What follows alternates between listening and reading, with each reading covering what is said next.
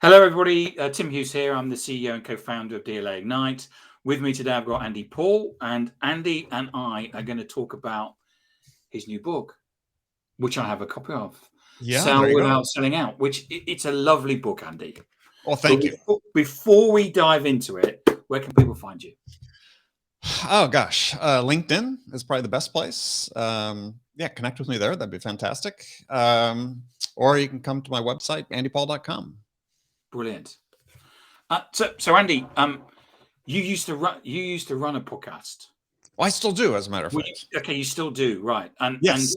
because I noticed that you'd sold. I wasn't sure when you'd say you'd sold it whether you still ran it, but Oh yeah. So yeah, it was a little over 2 years ago. But yeah, we're up to 1,050 episodes. yeah, I know, because you interviewed me way back in the day when my social selling book was Right. in short trousers, and I remember there's two people that interviewed me who I remember, and Oh, one of them is you. positively, I hope. Positively, yes. Oh, It good. was it was an excellent experience. Oh, well, thank you. Well, I And, mean, I and think that. sorry, Go ahead. Well, I I was was just going gonna to say say. part of that I think was because you came at it quite differently, and I can see that in the way in reading the book, the way that I can you can get a feel for how people think and stuff like that, Mhm. and I think that you probably admit that from a selling perspective, I mean, I think you admit it in the book that if you did all the psychometric tests, you shouldn't be in sales. Right. Yeah, I took a couple. That was the conclusion. Right. Yeah, but you've actually been really, really successful. Yes. So, yeah, well, I mean, it sort of reinforced for me very early on that there's just not one way to succeed at sales. Mm. And, as I got further into my career, and especially as I started writing books and coaching and consulting, it's like, yeah, why are we always, why is so much of the industry bent on trying to make everybody fit into, one box about, this is how we're supposed to do this profession. And, I think if there's 5 million salespeople in the world, there are 5 million unique ways of selling. And our job is to help people become the best version of themselves. Of themselves, yeah. So what was the inspiration behind the book? What was it that that drove you? Because there's you take the reader through a quite a journey in terms of the way that you express certain things. Well, for this book in particular, it was this sense that, based on my own conversations on the podcast and my own work, and also just the data that's out there, that, hey, in this whole world of B2B selling, we're just not getting any better, despite all the advantages of technology that exist. In fact, you could make the case that arguably we're getting worse at I this. actually think we are getting worse, Andy. Right. Yeah. And so with that as sort of the background, I thought, well, okay, in my mind, what's the problem and what's the potential solution? And so that's why I sort of framed the book as that most of what we teach sellers to do is what I call sell out, right? We're selling out, we're putting our interest ahead of those of the buyer. That's our default position. Whereas what buyers need from us is they need us to be selling in, which is to listen to understand the things that are most important to them and then help them get those things. And one creates a negative buying experience, the other creates a positive buying experience. So we want to be focused on how do we create positive buying experiences. Because I think quite often what I find, what I'm at the end of, is that you'll get somebody and what they're going to do is that they've got a pitch deck and they're going to pitch it to you whether you want it or not. That's right. And they're going to basically drop because they've been told it's actually not of their choice, but they're being told go out and pitch that deck. Yes. Yeah. And so don't come back until you've done it. don't come back till you've done it and do it 50 times. Yeah. Yeah.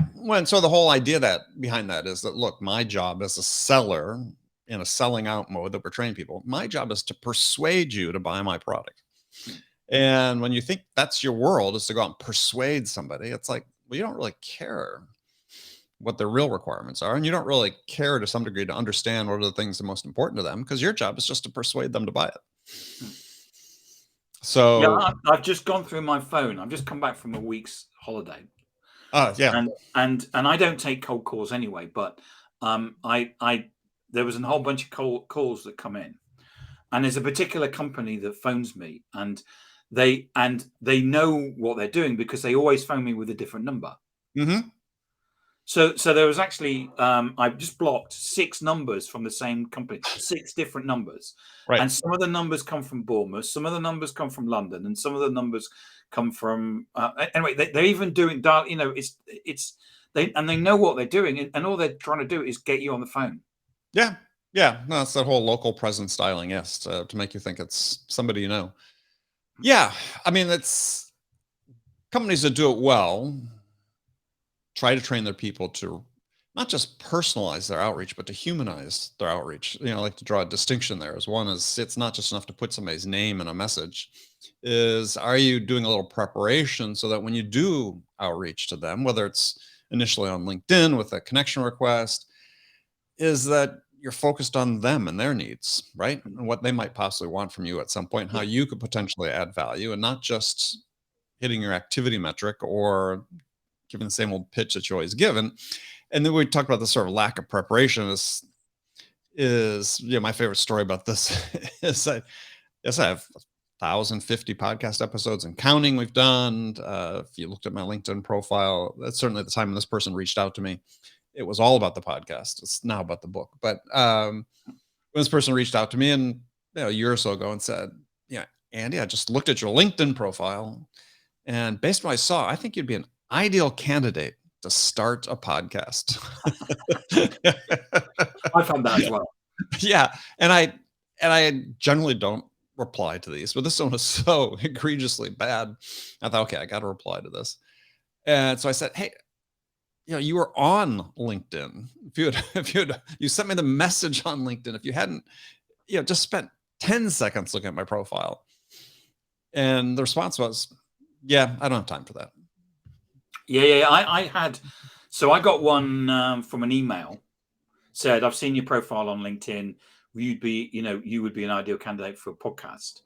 And I responded to him, and he actually said, all of the first emails, basically it's a machine that sends them. My job is dealing with the responses. Yeah.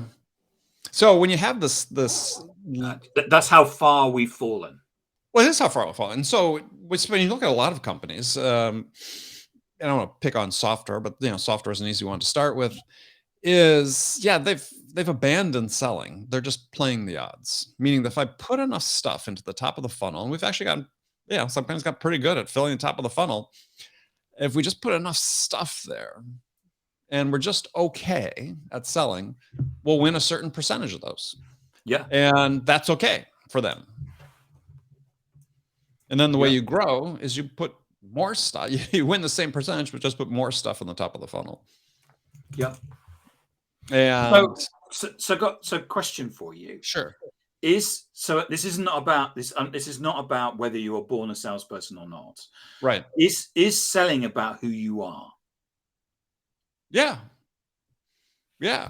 I mean, I think there's, of course, because I think there's so many different personality types of people who succeed at it, that it is about who you are. It is about how people perceive you. It's whether people make a decision whether you're worth the investment of their time and attention. And I talk about this in the book, is there's this fundamental question that everybody asks about everybody almost all the time in various stages of life, and certainly happens in sales, which is what I call the why you question, right? Yeah. Why should I listen to you? Why should I trust you? Why should I believe you? Why should I invest my time in you? And we get this, certainly in the sales environment, buyers are making that assessment of you as a seller. We get in our personal life, people we meet. It could be people that are, that are selling to us. Yeah. And that's based on their perception of you as an individual, as a person. And they will look at you online or whatever. And, I've just, I had a phone call, and I just Googled the number. And it says, people have had irritating calls from that site. That didn't even, I just blocked it, Right. I can't be bothered. Yeah. And this perception is formed very quickly. Yeah. I mean, I made within 5, I thought, who's this number? I don't know. I phoned back, I got a person rather than message. Right. I thought he's probably a cold caller. put it into Google. Yeah, this number started in, it's had 15 people complain about irritating calls. Block it. Right. Yeah. So you have actually a very short window of time to make it a good impression on someone. And once you've made that impression, it's very hard to get it changed. And there's this whole science behind perception Yeah, and people form especially if I perception. block them. Yeah. And then, yeah, you get blocked. Because And but it also extends with, we dealt with we were talking to a company recently where they've implemented, and we don't get it a lot in Europe, but we get it a lot in the States, which is the deal sequence. oh yeah. And the deal sequence, as you know, is phone the person on Monday, but don't leave a message. Phone the person on Wednesday, but do leave a message, or Right. all of The that. cadence that they oftentimes call it. Yeah. Outreach Sorry? cadence. Yes. Yeah, They call it outreach cadence. Yeah. yeah, outreach cadence. Yeah, and they came to us because they said that they were being blocked. They said we can't understand why all of we're being blocked on social, we're being blocked on phone, we're being blocked on email, and we don't. So we've implemented what we see as best practice, but we're being blocked everywhere. What are we doing wrong? Well, people have made a decision about them. I mean, Yes.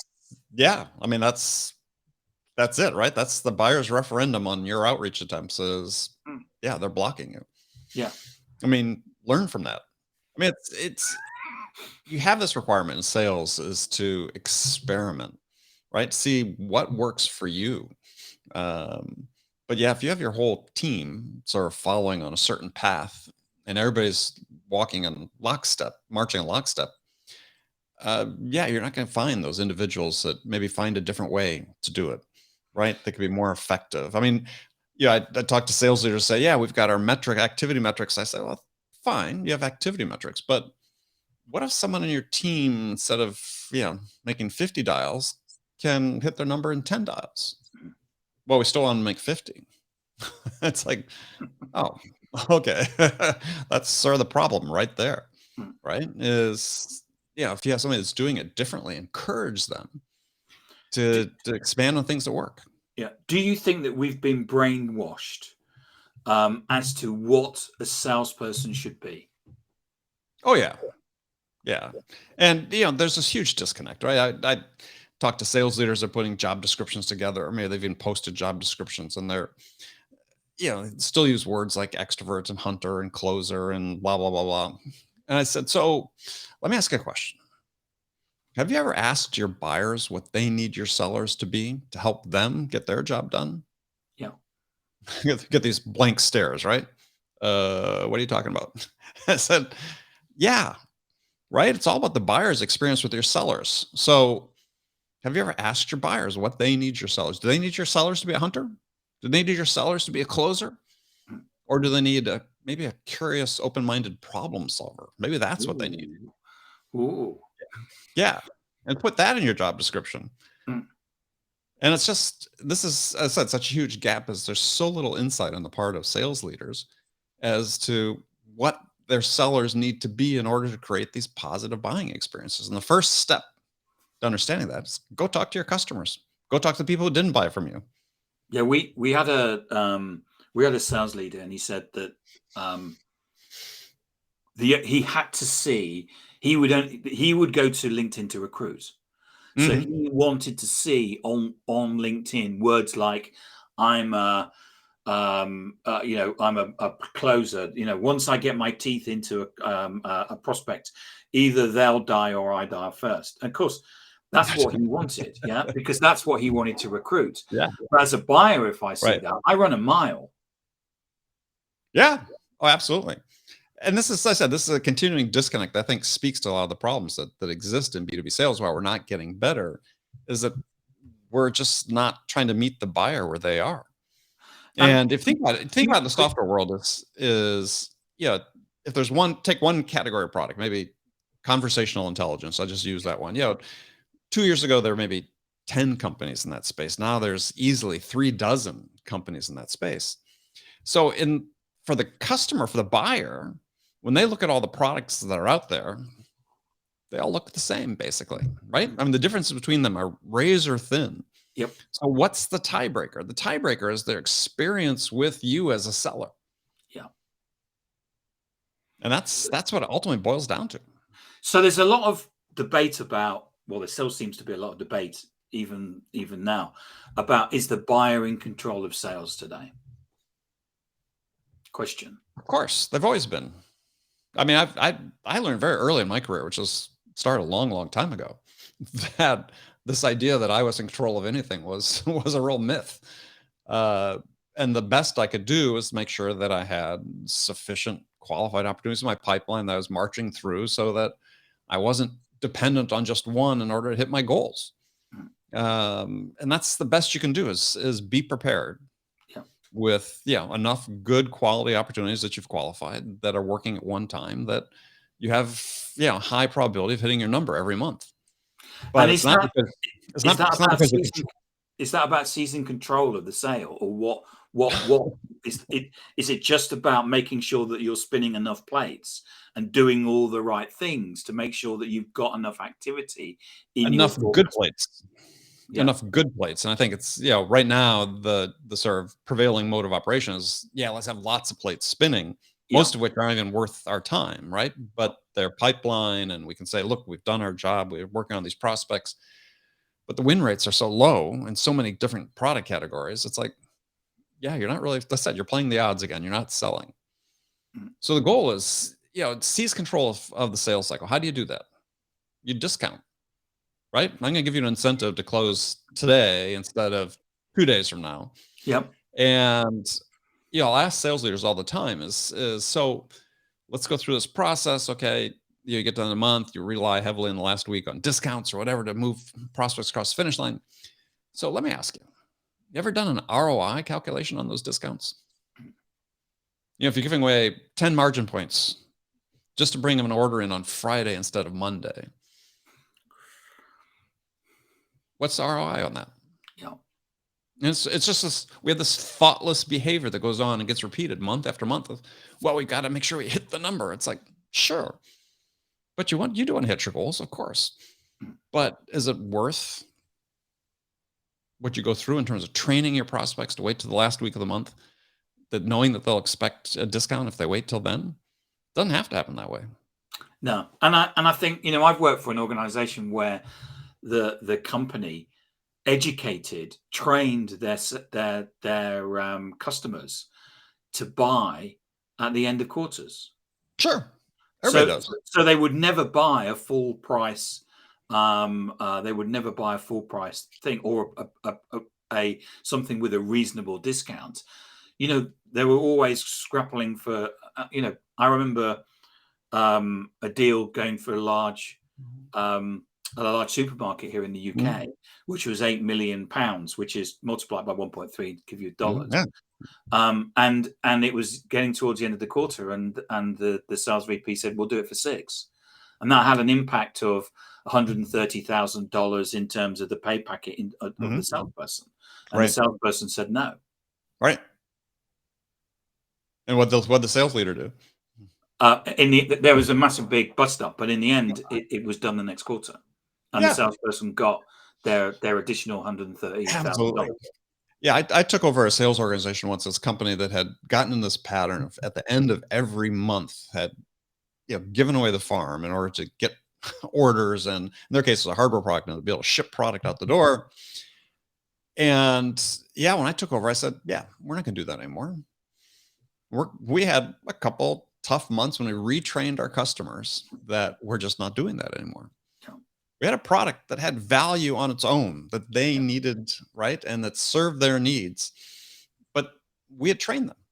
yeah. So we untrained them, Mm. and business grew because we were, in part because we weren't giving away The business grew because you stopped giving the discounts. discounts. In part, yeah, but also the customers perceived us differently. It was Yeah. no longer purely transactional. The salespeople in this mode at the end of the month of just giving away everything is Coin then they start, operated to most people, yeah. that they started to rebuild their image as somebody that was there to help the buyer achieve what their important goals.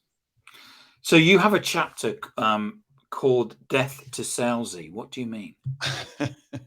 Well, this idea of selling out, right? You're putting your own interest ahead of those of the buyer. Well, when you do that, you're going to do anything to get the deal, right?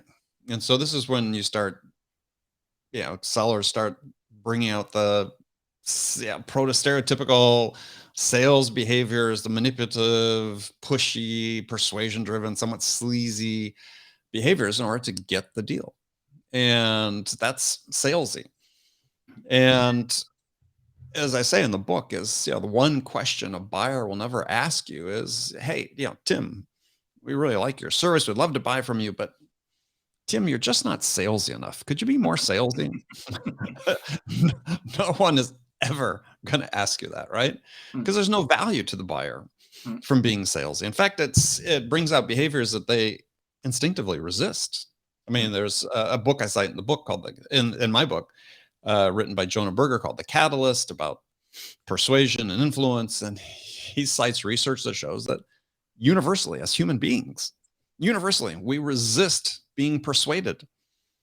It's called persuasion reactance. So why do we still think that's what we want our sellers to be? Yeah. And so in the book, I talk about the difference between persuasion and influence, and how we really need to lean into influence, because that's how we work and collaborate with our buyers from their perspective. You also, because you talk a lot about selling without persuasion. And you also talk about at the end of the book about the connection between curiosity, understanding, and generosity, and the fact that you see those as being really important for sales today. Yeah. So the inverse of selling out is what I call selling in, and it's based on, whereas these salesy behaviors are learned behaviors, they're not natural human behaviors. Selling in is built on 4 pillars of connection, curiosity, understanding, and generosity. And these are innate human attributes that we all possess. We're all wired to connect. We're wired to be curious. This is how we, as humans, how we grow and navigate this unfamiliar world around us. This is our curiosity. We're wired to want to understand the world around us and the people we deal with, and we're wired to give. So it's what I describe in the book is how you use those 4 pillars effectively to, again, listen to your buyer, understand the things that are most important to them in terms of the challenges they face and the outcomes they want to achieve as a result of addressing those challenges, and then help them get that. When we do that, then we create these positive buying experiences that we then become the difference. We, the seller, become the difference maker. And I think you make a great point, is that all organizations go to market and say the same thing, which is buy my product because we're great. And so when you've got a whole bunch of, my background is selling accounting systems, and Right. all of the people go to market and say exactly the same thing. Yeah. So as a buyer, how do I differentiate from those products? And as you say, a lot of it is down to the experience they get from the salesperson. Yeah. I mean, one of the first books to sort of bring this point out, even though if you'd been in sales for a long time, you knew that, right? If you had any success, I knew I was the difference most of the time. And not that it was just purely me, but I had a team of people, but I knew it was the sales experience we were creating was the difference. And Challenger brought this out, when they first published the Challenger sale. I think they used this figure, 53% of the buying decisions based on the experience with the individual seller.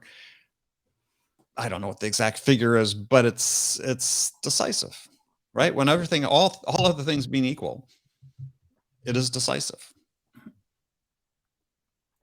Andy, thank you so much for coming on talking about Thanks for having me. Your book. If people, it's available on Amazon. Yes. And you've got loads of 5-star reviews as well, haven't you? So yeah, well, the response has been great. I mean, I think one of the most common responses I'm getting, which is really gratifying as an author, is people saying, "Oh, I feel like you've given me permission to be myself." Right, in sales. And yeah, that's fantastic, because that's what you need to be, is be yourself. Great. Well, Andy, thank you so much for coming on. Remind everybody where they can get hold of you. So yeah, on LinkedIn, connect with me on LinkedIn. You come to my website, andypaul.com. You can email me at andy@andypaul.com. You can listen to my podcast, Sales Enablement with Andy Paul, and you can buy the book wherever books are sold. Fantastic. Thank you so much for coming on, Andy. And thanks for having me, Tim. sharing the insight. I mean, I've been looking forward to this interview because you interviewed me right back in the day when, as I say, my book was in short trousers. So, well, we'll do it again. We should do, yeah. Yeah, we'll talk about it. Maybe soon. Yeah. Okay, cheers, Andy. Thanks for today. Sure. Appreciate it. Thanks. Thanks. Bye. Bye.